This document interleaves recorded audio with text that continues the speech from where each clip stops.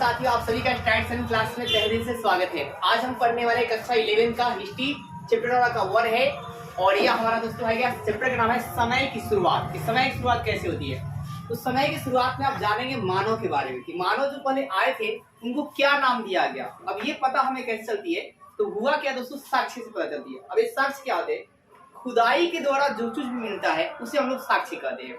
खुदाई करने के बाद जो चीज हमें मिलती है उसे क्या बोलते हैं, साक्ष्य बोलते हैं। अब कहीं खुदाई पर कुत्ता का हड्डी मिला, कहीं खुदाई पर मतलब बानर के हड्डी मिले, अनेकों चीज मिले। और ये जो है ये कितना साल पुराना हो गया, ये हम किसे पता करते हैं, तो कार्बन डेटिंग विधि के द्वारा। मतलब जीवाश्मों की आयु किसे पता लगाई जाती है, तो कार्बन डेटिंग विधि के द्वारा पता लगाता है कि ये जीवाश्म इतना साल हो गया। इसी प्रकार चट्टान की आयु किसे पता लगाते हैं, यूरेनियम डेटिंग विधि के द्वारा। तो चट्टान की आयु किस बताते हैं, यूरेनियम डेटिंग विधि के द्वारा, और जीवाश्म की आयु जो है कार्बन डेटिंग विधि के द्वारा पता लगाते हैं। आज का हमारा टॉपिक है प्राइपेट। तो प्राइपेट जो मानव था वो कितना साल पुराना है, तो 360 लाख पहले, 360 लाख पहले जो है प्राइपेट की क्या हुई, आपकी ये हड्डी थी।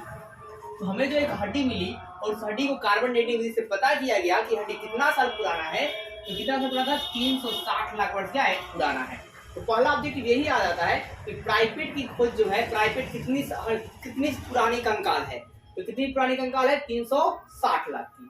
अब ये प्राइपेट जो लोग होते थे इनके बारे में और क्या फैक्ट मिला, तो ये माता के गर्भ में अधिक समय तक पलते थे। जैसे आज की मतलब वर्तमान में बात कीजिएगा जिसको होमो सेपियन कहते हैं, और पहले के मानव को जो प्राचीन पहला मानव था उसे कहते थे प्राइपेट, और आज के मानव को बोलते हैं होमो सेपियन। तो प्राइपेट जो है वो माता गर्भ में बहुत अधिक समय तक पलते थे, लेकिन जो होमो सेपियंस है ये हाईएस्ट 9 मंथ ही माता गर्भ में पलते हैं, लेकिन ये लोग 9 मंथ से ज्यादा भी पलते थे। दूसरी बात, ये स्तनपायी प्राणी थे, मतलब आज भी स्तनपायी प्राणी पाए जाते, मतलब स्तन पाए जाते हैं और आज इनकी मिल्क प्रोडक्शन होता है। और पहले भी प्राइपेट जो थे वो भी क्या थे, स्तनपायी थे। आपने दो बात देखा, पहला बात देखा कि माता गर्भ में अधिक समय तक ये पलते हैं, दूसरी बात देखा कि स्तनपायी प्राणी होते हैं।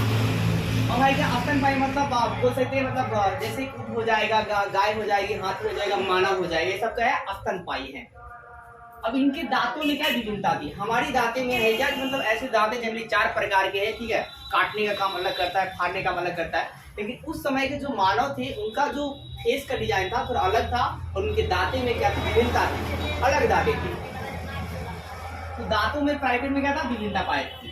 और अभी के मानव में आप देखेंगे बाल क्या है, कम है, लेकिन जो आपके प्राइपेट थे उनके शरीर पर बाल क्या थे, अधिक थे, उनके शरीर पर बाल क्या था, अधिक था।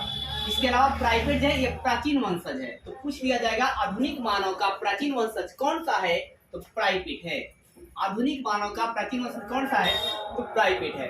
और एक और बात, प्राइपेट जो थे उनकी पूंछ भी हुआ करती थी, लेकिन आज के मानव में क्या था, पूंछ नहीं हुआ था। तो ये समय के साथ बदलाव हुआ, जिस अंग का जो है ज्यादा उपयोग नहीं होगा वो अंग आहिस्ता आहिस्ता विलुप्त हो जाएगा। तो पूंछ का मानव में कोई उपयोग नहीं हो पा रहा था, ये पूंछ आहिस्ता आहिस्ता क्या हो गया, विलुप्त हो गया। अब इसके बाद प्राइपेट के बाद कौन से वंशज आया, तो होमोनोइड। कौन आया, होमोनोइड। इसकी कंकाल कब की है, 240 लाख पहले की। कितनी है, 240 लाख पहले की है। और इसके देखो प्राइपेट में भी बाल अधिक है और होमोनिड में भी बाल क्या था, अधिक थी। और इसके लेकिन पूंछ क्या हो गए, गायब हो गए। तो आपके जो प्राइपेट थे उसमें पूंछ थी, लेकिन आपका होमोनिड में पूंछ क्या हो गया, गायब हो गया। और लेकिन ये भी 4 चौपाया चलते थे, और ये भी आपका चौपाया चलते, मतलब 4 पैरों से चलने वाले थे, मतलब चारों चीजों का ये हाथ इस्तेमाल करते थे। मतलब पेड़ पर चलना हो तो चारों चीज का इस्तेमाल करते थे, बंदर की तरह बोल सकते हो। ये 4 पैरों पर क्या करते थे, चलते थे। और लेकिन आज का मानव क्या है, 2 पैरों पे चलता है। अब इसके बाद इसकी शाखा क्या, होमिनिड। तो होमिनाइड के बाद क्या आया, होमिनिड आया। इसकी उत्पत्ति कब मानी जाती है, तो 56 लाख वर्ष पहले। कब जी, 56 लाख वर्ष पहले। और ये 2 पैरों पर चलने में सक्षम हो गया। अब जो माने जो होमिनिड है ये क्या हुआ, 2 पैरों पर चलने में क्या हो गया, सक्षम हो गया। और ये भाई साहब होमिनाइड 4 पैर पर चलता है, और दोनों हाथ स्वतंत्र हो गए। अब 2 पैर चल रहा है, ये हाथ क्या होगा, स्वतंत्र हो गया। अब हाथ उसको मारने लगा, और हाथ से क्या किया, औजार बनने लगा। अब इसका आर्क का मतलब आर्क का भी आविष्कार होने लगा। तो हाथों से इन्होंने क्या किया, औजार बनाते। ये बहुत बढ़िया क्वेश्चन पूछता है कि हाथ से औजार किसने बनाना शुरू कर दिया, प्राइपेट, होमिनिड की होमिनिड। तो क्या जी, होमिनिड। हाथ से औजार किसने बनाया, तो होमिनिड ने। ये बहुत बार पूछा है कम्युनिटी एग्जाम में कि हाथ से औजार बनाना शुरू किसने किया, तो होमिनिड ने। किसने, होमिनिडो ने किया था। अब ये जो होमिनिड है ये आगे चलकर कई शाखाओं में बढ़ गई। आगे चलकर क्या हुआ, कई शाखाओं में बढ़ गया।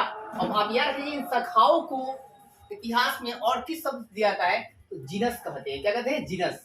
तो पूछा जाएगा कि शाखाओं को और क्या कहा जाता है, तो जीनस कहा जाता है। और जीनस का अर्थ क्या होता है हिंदी में, तो वंश होता है। क्या होता है, वंश होता है। तो होमिनिड की कई शाखाएं या कई जीनस या कई वंश है।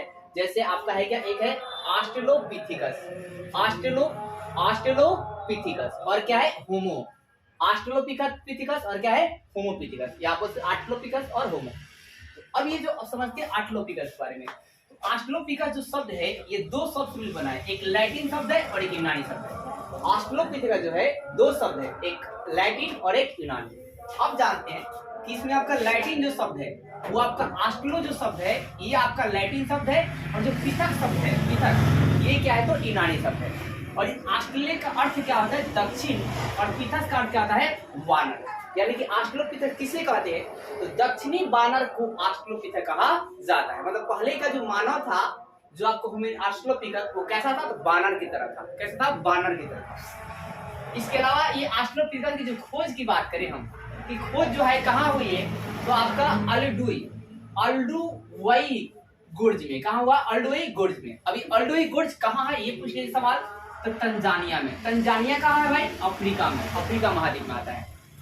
इसके अलावा ये जो ऑस्ट्रेलोपिथेकस की जो खोज है किसने किया था, तो मेरी और लुई शकी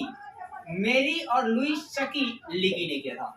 मेरी और कौन किया था, लुई शकी लिकी ने किया था। कौन किया था, मेरी लुई शकी लिकी ने किया था। किसकी, ऑस्ट्रेलोपिथेकस की खोज कहाँ की थी, तंजानिया अफ्रीका महाद्वीप में, और किस जगह पर, तो अल्डुवई गुर्ज पर।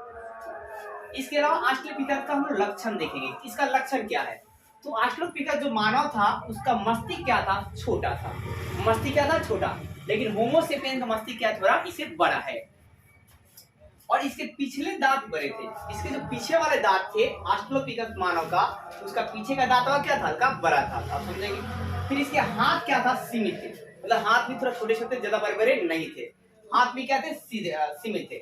और ये सीधे होकर चलने में सीमित क्षमता थे। मतलब पूरा सीधे होकर नहीं चलते थे, थोड़ा नॉर्मल आपके जो चलते थे, हल्का सा झुककर चलते थे। और ये आपका जीवन जीने के लिए पैरों पर निर्भर थे। मतलब पैरों पर बंदर की तरह क्या चढ़ जाते थे और उस तरह अपना जीवन यापन करते थे। लेकिन जो होमो सेपियंस आया वो आप उसके दो हाथ स्वतंत्र हो गए, और वो आपका पैरों पर नहीं बल्कि आप स्थल पर भी रहना चालू कर देता है। तो वीडियो में ऐसे जरूर बताइए, वीडियो को लाइक कीजिए, चैनल सब्सक्राइब कीजिए, ज्यादा शेयर कीजिए।